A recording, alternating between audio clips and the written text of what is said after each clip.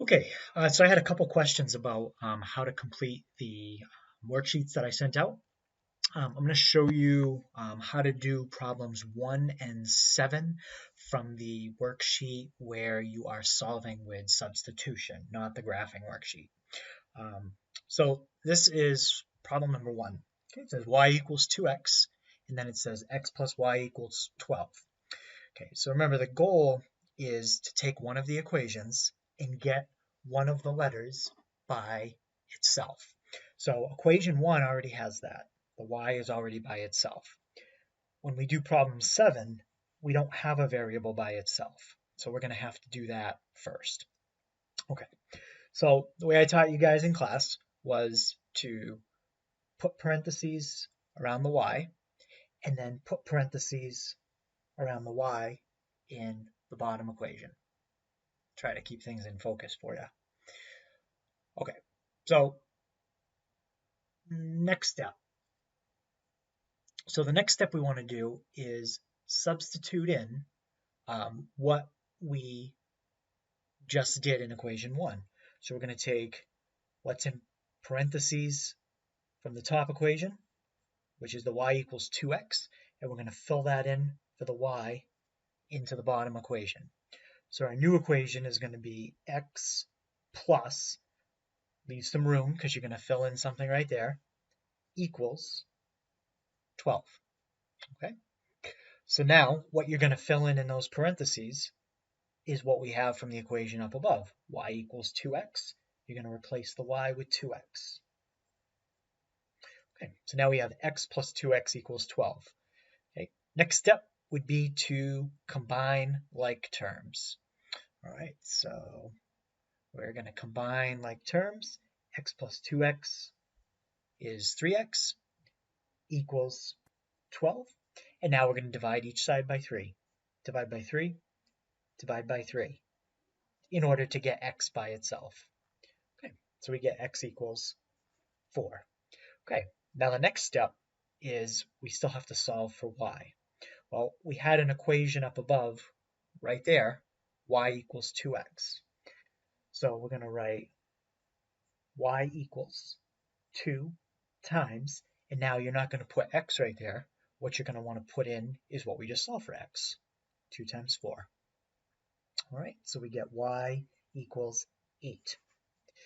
All right, so that's how you solve the equation. Now what you have to do is go ahead and look at the worksheet. So now what you want to do is find on the worksheet the answer that has x is 4, y is 8.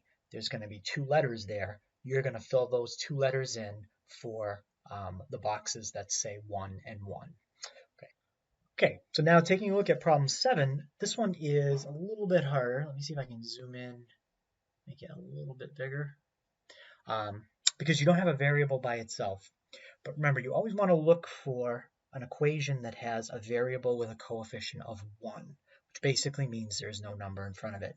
And that's going to be this bottom equation right here. So we're going to get x by itself in this bottom equation by subtracting 2y from each side. So when we do that, that'll cancel. And now we have x equals 7 minus 2y. Now, we're going to forget about this equation we had originally. We're going to be using this equation right here, x equals 7 minus 2y, and the original equation that we were given.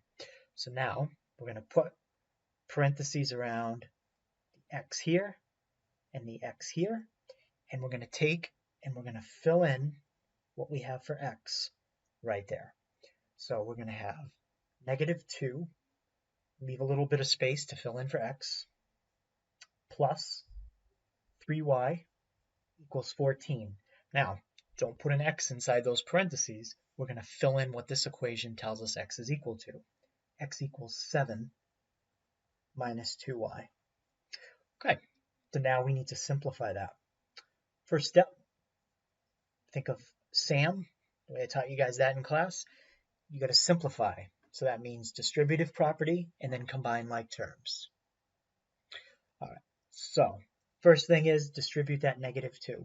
That's going to give us negative 14, and then negative 2 times negative 2y is plus 4y.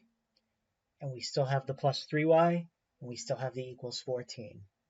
Okay, now we're still in SAM. We got to combine those like terms right there.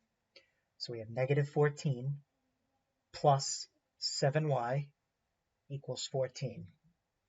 Next step, we want to get the 7y by itself, so we got to move the negative 14 to the other side. And the way we're going to do that is by adding 14 to each side. That's gone. 7y equals 28. And the last step, to get rid of that 7, you're going to divide by 7 on both sides. So we get y equals 4. Now, we're only halfway done. We've got to plug in and get x, but that's the easy part. All you have to do is take what you just got for y and fill it in right there.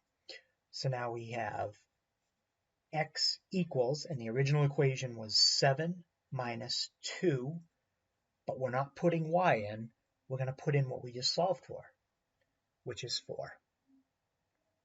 So x equals 7 minus, and now do 2 times 4. That gives you 8. And we get x equals 7 minus 8 is negative 1. So now you're going to go to the worksheet. You're going to look for the answer that has negative 1 for x, positive 4 for y, and you're going to see letters in a box, and you're going to fill in those letters into the boxes at the bottom of the worksheet for equation, for box 7, from equation 7. Okay, so I hope that helps a little bit to solve those problems.